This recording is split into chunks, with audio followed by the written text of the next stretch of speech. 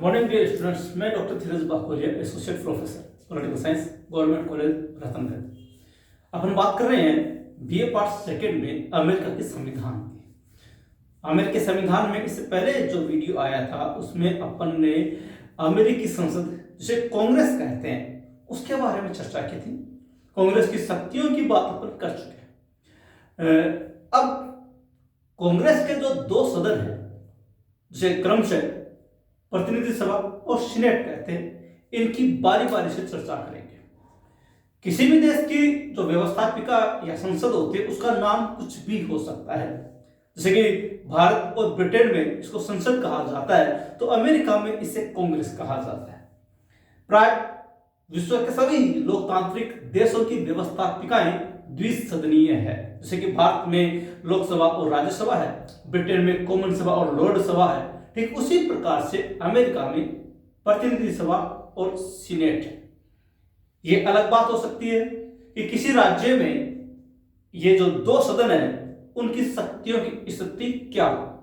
कहीं पर एक सदन कमजोर, दूसरा सदन शक्तिशाली होता है। कहीं पर दोनों सदन समान शक्तिशाली होते हैं। जैसे ब्रिटेन में कॉमन सभा ज्यादा शक्तिशाली है लेकिन लोकसभा शक्तिहीन है। और भारत की बात करें तो भारत में लोकसभा ज्यादा शक्तिशाली है और राज्यसभा उसकी बजाय थोड़ी कमजोर है। और अगर अपन अमेरिका की बात करें तो अमेरिका में प्रतिनिधि सदन लोकप्रिय सदन होने के बावजूद भी थोड़ा कमजोर पड़ता है अपने द्वितीय सदन सीनेट से। यहां पर थोड़ा सा के जो हमें ढांचा दिखाई देता है अन्य देशों की बजाय थोड़ा सा विपरीत है, या हम यूं कहेंगे उल्टा है। प्राय सभी देशों में जो लोकप्रिय सदन होता है, जो निम्न सदन होता है, वो ज्यादा शक्तिशाली होता है बजाय द्वितीय सदन के। लेकिन अमेरिका में लोकप्रिय सदन की अपेक्षा द्वितीय सदन, जिसे हम सीनेट कहते हैं, ज्यादा शक्तिशाली है। खैर, शक्तियों की व्यवस्थाएं या जो भी ढांचा होता है वो उस राज्य के संविधान के ऊपर निर्भर होता है। हम इस बात पर नहीं जाएंगे। हम अलग अलग रूप में दोनों सदनों की पूरी चर्चा यहां पर करेंगे। आज अपन शुरू करेंगे प्रतिनिधि सभा। प्रतिनिधि सभा, जैसा कि अभी मैंने बताया आपको कि अमेरिकी संसद का लोकप्रिय सदन है, निम्न सदन है। जब सर्वप्रथम अमेरिकी संविधान लागू हुआ था तब से लेकर के आज तक अमेरिकी शासन व्यवस्था का आधार, जो कि पहला कार्य होता है सरकार का कानून निर्माण करना, वो व्यवस्थापिका यानी कि कांग्रेस के हाथ में। और दोनों सदन जो कांग्रेस के हैं, प्रतिनिधि सभा और सीनेट, ये दोनों मिलकर इस कार्य को अंजाम देते हैं।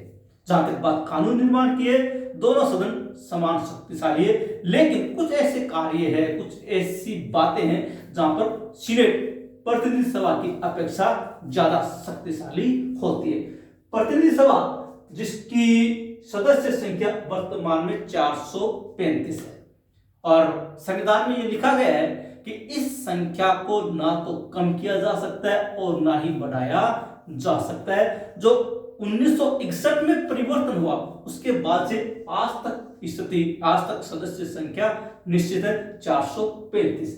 जो ये 435 सदस्य है, ये प्रतिनिधित्व जनसंख्या के आधार पर दिया गया है। यानी कि जिस राज्य की जनसंख्या ज्यादा, उस राज्य के ज्यादा प्रतिनिधि। लेकिन फिर भी कहा गया है कि चाहे किसी राज्य की जनसंख्या कितनी भी कम क्यों ना हो, प्रत्येक राज्य का कम से कम एक प्रतिनिधि अवश्य हो। प्रारंभ में ये जो प्रतिनिधित्व है 30,000 की जनसंख्या पर दिया गया था, यानी कि 30,000 की जनसंख्या पर एक प्रतिनिधि होगा।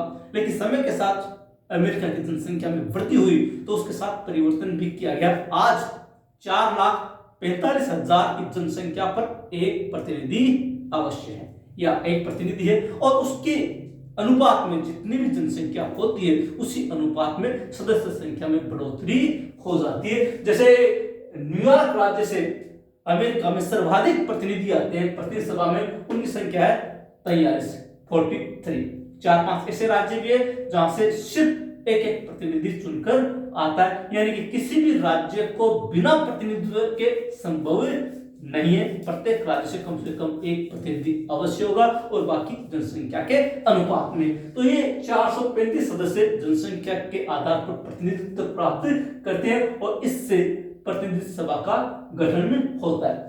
जहां तक बात सदस्यों की योग्यताओं की है, आयु उसकी कम से कम 25 वर्ष होनी चाहिए। अगर अपने और देशों की तुलना करें तो प्राय ये आयु एक समान सी ही बैठती है। भारत में भी राज्यसभा के सदस्यों की आयु 25 वर्ष निर्धारित, लोकसभा के सदस्यों की आयु 25 वर्ष निर्धारित की गई। अमेरिका में भी यही है। और अगले 7 वर्ष से अमेरिका का नागरिक हो, यानी कि 7 वर्ष से ये जनता नागरिक होना आवश्यक नहीं है, लेकिन वो कम से कम 7 वर्ष से उसने अमेरिका की नागरिकता ग्रहण कर रखी हो। इसके अलावा कोई नागरिक या सैनिक पदाधिकारी नहीं हो, यानी कोई ऐसा व्यक्ति प्रतिनिधि सभा का सदस्य नहीं बन सकता जो किसी नागरिक पद पर, यानी कि जो सिविल सेवा के पद पर है और जो किसी सैनिक पद पर है। अगर वो प्रतिनिधि सभा को में चुनना चाहता है या जाना चाहता है तो उसको अपने पद से त्याग पत्र देना होगा। इसके अलावा जहां से चुनाव लड़ रहा है उस राज्य का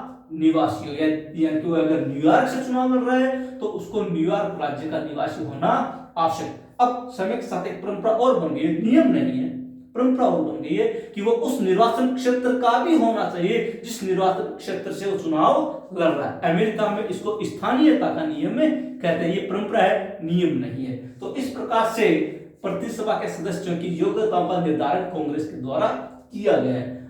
जहां तक बात चुनाव की है, वरिष्ठ मताधिकार के आधार पर चुनाव संपन्न होता है। चुनाव क्षेत्र एकल सदस्यीय होते हैं, जैसे भारत में है, एक क्षेत्र से एक ही व्यक्ति चुना जाता है। खड़े कितने भी हो सकते हैं, उम्मीदवार कितने भी हो सकते हैं, लेकिन चुना एक ही जाएगा। जिसको वोटों का बहुमत प्राप्त होता है वो चुना जाता है, जिसको सर्वाधिक मत प्राप्त होते हैं वो व्यक्ति चुना जाता है। 19वें संशोधन 1920 के द्वारा 19वें संशोधन 1920 के द्वारा महिलाओं को भी मताधिकार प्रदान किया गया। इसका तात्पर्य यह निकलता है कि 1920 से पहले अमेरिका में महिलाओं को मताधिकार प्राप्त नहीं था और 1965 से अश्वेतों को भी मताधिकार दिया गया। इसका तात्पर्य यह भी निकलता है कि 1965 से पूर्व अमेरिका में अश्वेतों को मताधिकार प्राप्त नहीं था। जहां तक बात वरिष्ठ मताधिकार की, इसके लिए अलग अलग राज्यों में अलग अलग नियम है। जैसे कि जॉर्जिया और केंटकी में 18 वर्ष प्राप्त व्यक्ति को वयस्क माना जाता है और उसको मताधिकार प्राप्त है। अलास्का में 19 वर्ष के आयु को मताधिकार प्राप्त है। हवाई में जो 20 वर्ष का व्यक्ति है, स्त्री या पुरुष, उसको मताधिकार प्राप्त है। इसके अलावा बाकी समस्त राज्यों में 21 वर्ष जिसने प्राप्त कर लिया है उसको मताधिकार प्राप्त है। यानी कि वयस्कता के नियम अलग अलग है। कुछ राज्यों में 18, किसी में 19, किसी में 20, लेकिन अधिकांश राज्यों में 21 वर्ष आयु प्राप्त व्यक्ति को मताधिकार प्राप्त है। जहां तक प्रतिनिधि सभा के कार्यकाल की बात है, ये एक अलग ही सिस्टम है। यहाँ पर सिर्फ 2 वर्ष। अगर बात की करें, भारत का लोकप्रिय सदन लोकसभा है और इसका कार्यकाल, इसके सदस्यों का कार्यकाल प्राय 5 वर्ष माना जाता है यदि उसको समय से पहले भंग नहीं किया जाता। ब्रिटेन में संसदीय शासन व्यवस्था है, वहां पर जो संसद का लोकप्रिय सदन कॉमन सभा है उसका कार्यकाल भी 5 वर्ष है यदि उसे समय से पूर्व भंग नहीं किया जाता। लेकिन अमेरिका में जो लोकप्रिय सदन है संसद का, उसका कार्यकाल मात्र 2 वर्ष है। लेकिन एक खास बात और इसमें कि इस कार्यकाल को किसी भी सूरत में कम नहीं किया जा सकता है, बढ़ाया भी नहीं जा सकता। अगर अपन इस बारे में भारत की बात करें तो भारत में जो लोकसभा है उसको समय से पूर्व भंग किया जा सकता है, यानी उसका कार्यकाल कम हो सकता है। इसके अलावा आपातकालीन परिस्थिति में उसका कार्यकाल बढ़ाया भी जा सकता है। जैसे कि 1971 में जो आपातकाल लगाया गया था उसमें उसका कार्यकाल बढ़ा दिया गया था। लेकिन अमेरिका में चाहे आपातकालीन परिस्थिति हो चाहे कुछ भी, उसका कार्यकाल न तो बढ़ाया जा सकता है और न ही कम किया जा सकता है। और जहां तक बात समय से पहले विघटित करने की, अमेरिकी प्रतिनिधि सभा को किसी भी सूरत में समय से पहले विघटित नहीं किया जा सकता। अगर एक बार इसका गठन हो गया तो वो 2 साल तक कार्य करेगी। प्रतिनिधि जो सदस्य है वो 2 साल तक पद पर रहेंगे। जहां तक बात अमेरिकी कांग्रेस जिसे हम संसद कहते हैं, प्रतिनिधि सभा के सदस्यों का कार्यकाल 2 वर्ष है, लेकिन सीनेट के सदस्यों का कार्यकाल 6 वर्ष। अमेरिकी राष्ट्रपति का कार्यकाल 4 वर्ष अलग अलग कार्यकाल निर्धारित किए गए थे। अगले एक महत्वपूर्ण बात आती है जेरीमेंडरिंग। जेरीमेंडरिंग को समझिएगा, कई बार ये छोटा क्वेश्चन भी पूछा जाता है। जो सत्ताधारी दल है वो चुनाव क्षेत्रों का इस प्रकार से परिसीमन करता है, इस प्रकार से निर्धारण करता है कि उसको ज्यादा से ज्यादा लाभ प्राप्त हो। साधारण शब्दों में कह सकते हैं कि सत्ताधारी दल द्वारा निर्वाचन क्षेत्रों में किया गया मनमाना परिवर्तन जेरीमेंडरिंग कहलाता है।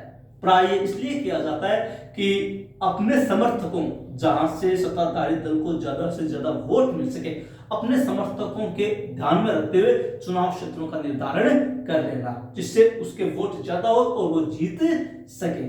इसको सबसे पहले 1824 में मैसाचुसेट्स के गवर्नर एल्ब्रिज जेरी ने अपनाया था। दोबारा सुनिए, 1824 में मैसाचुसेट्स के गवर्नर एल्ब्रिज जेरी ने इस व्यवस्था को अपनाया और इसी के नाम से इसका नाम पड़ा जेरीमेंडरिंग। उन्होंने 1824 में गवर्नर रहते हुए अपने चुनाव क्षेत्रों का निर्धारण अब मनमाने तरीके से किया था। ये चीजें आज भी अमेरिका में चलती है। खैर, यह है अमेरिकी प्रतिसभा का सामान्य सा परिचय। अब बात करेंगे अपन अमेरिकी प्रतिसभा की शक्तियों की। जहां तक बात साधारण शक्तियों की है, दोनों सदन इस मामले में समान शक्तिशाली है। यानी कि जब तक दोनों सदन किसी विधेयक को समान बहुमत से पारित नहीं कर देते, एक प्रक्रिया से पारित नहीं कर देते, दोनों सदनों से पारित नहीं हो जाता, तब तक वो अधिनियम नहीं बन सकता। देखा जाए तो इस मामले में कांग्रेस के दोनों सदन समान शक्तिशाली। फिर भी अपन बारी बारी से प्रतिसभा की शक्तियों की चर्चा कर लेते हैं। पहली है विधायी शक्ति, यानी कि कानून निर्माण की शक्ति। दोनों सदनों द्वारा पारित होने पर ही अधिनियम बनता है, यानी कि कोई भी विधेयक किसी भी सदन में रखा जा सकता है। सबसे पहले साधारण विधेयक की बात करें, किसी भी सदन में, प्रतिनिधि सभा में भी रखा जा सकता है, सीनेट में भी रखा जा सकता है। जब दोनों सदन निश्चित प्रक्रिया से बहुमत से उसको पारित कर देंगे, तब वो हस्ताक्षर के लिए राष्ट्रपति के पास जाता है। साधारण विधेयक के मामले में दोनों सदनों को समान शक्तियां प्राप्त है। लेकिन जहां तक बात वित्त विधेयक की है, वित्त विधेयक केवल प्रतिनिधि सभा में ही रखा जा सकता है। याद रखिएगा, भारत में भी यही व्यवस्था है, ब्रिटेन में भी यही व्यवस्था है कि वित्त विधेयक सबसे पहले लोकप्रिय सदन में प्रस्तुत किया जाता है। अमेरिका में भी वित्त विधेयक प्रतिनिधि सभा में ही रखा जाएगा। जब प्रतिनिधि सभा उसको पास कर देगी, तब वो सीनेट के पास जाएगा। सीनेट उसमें परिवर्तन कर सकती है और वास्तव में देखा जाए तो सीनेट के पास इस मामले में ज्यादा शक्तियां है। सिर्फ इतना ही है वित्त विधेयक के मामले में कि सबसे पहले वो प्रतिनिधि सभा में प्रस्तुत किया जाएगा। बजट ब्यूरो के द्वारा बनाया जाता है और दोनों सदनों द्वारा समान बहुमत से पारित होने के उपरांत वो लागू होता है।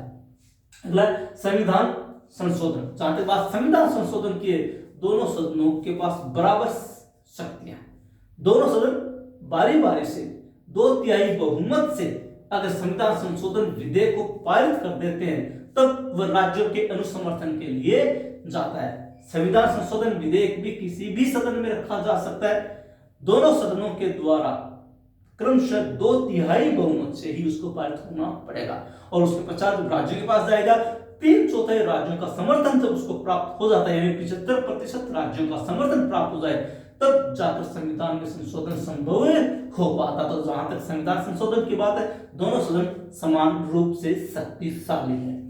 कार्यपालिका शक्तियां, हालांकि कार्यपालिका यानी कि राष्ट्रपति के पास होती है, लेकिन फिर भी कांग्रेस और कांग्रेस के दोनों सदन कुछ हद तक कार्यपालिका शक्तियों का प्रयोग करते हैं और प्रशासन पर नियंत्रण रखते हैं। क्या?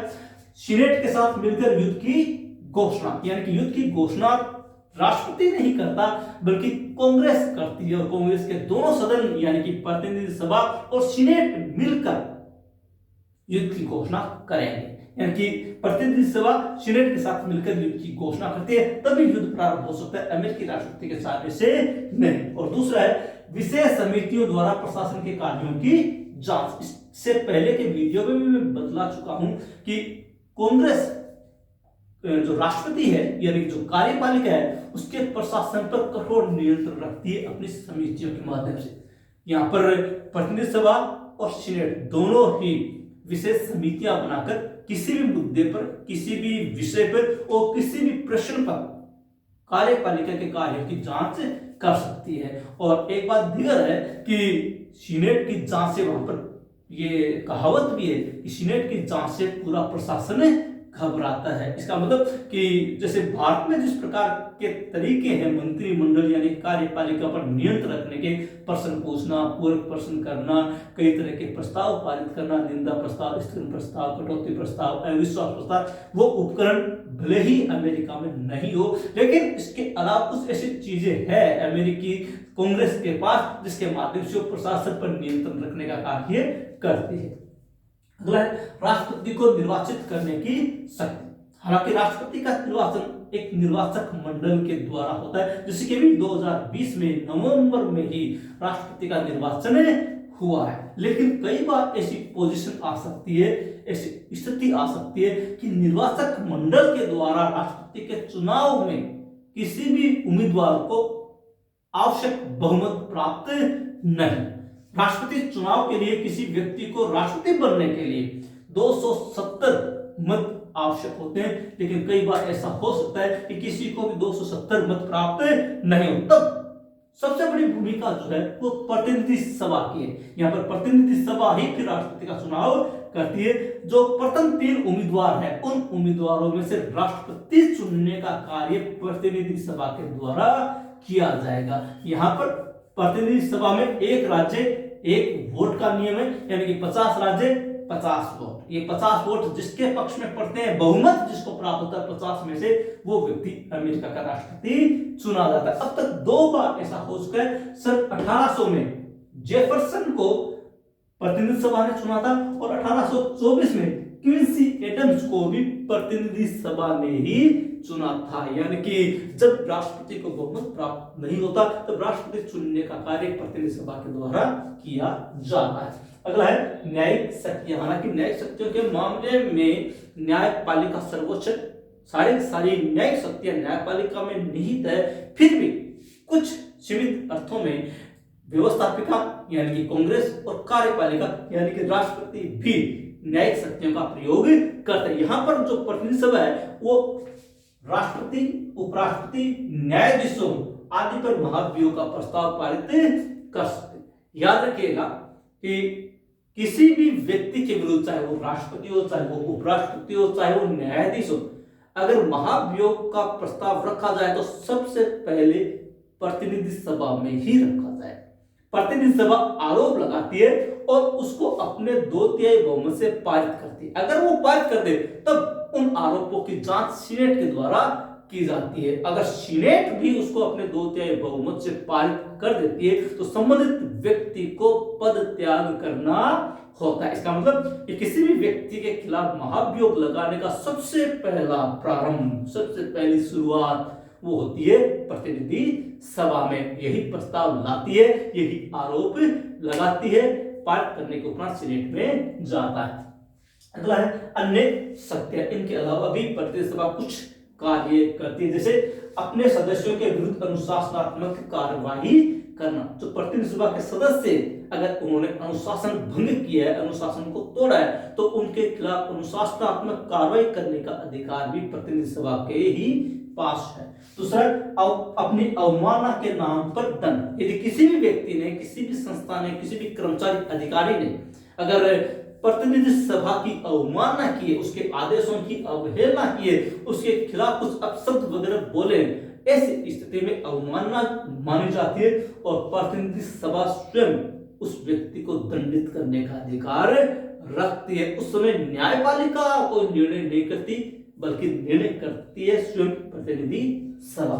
अगर कार्य प्रणाली के नियम बनाना, यानी प्रतिनिधि सभा खुद उसकी जो कार्य प्रणाली है, कब प्रतिनिधि सभा का अधिवेशन प्रारंभ होगा, कितनी बजे प्रारंभ होगा, कौन कौन से विधेयक रखे जाएंगे, किसको कितने समय के लिए बोलने का अवसर दिया जाएगा, आदि जो भी बातें हैं कार्य प्रणाली से संबंधित, वो सारी की सारी बातों का निर्धारण करने का एकमात्र अधिकार प्रतिनिधि सभा को, वही अपना सारा संचालन का नियम तय करती है। इसके अलावा सदस्यों की योग्यताओं का निर्धारण, यानी कि किस व्यक्ति की या अपने सदस्यों की क्या योग्यताएं होगी। जो ये योग्यताएं हमने तय कर रखी है, ये योग्यताएं कांग्रेस के द्वारा बनाए गए कानून के मार्फत ही तय की गई, यानी कि योग्यताओं का चयन तय करना भी प्रतिसभा का ही कार्य। और अगला है सदन के 2/3 बहुमत से सदस्य की सदस्यता समाप्त करना। अगर किसी सदस्य ने ऐसा कार्य कर दिया है जो कि उसके अनुसार नहीं है या कोई आपराधिक कार्य कर दिया है, तो ऐसी स्थिति में उसकी सदस्यता समाप्त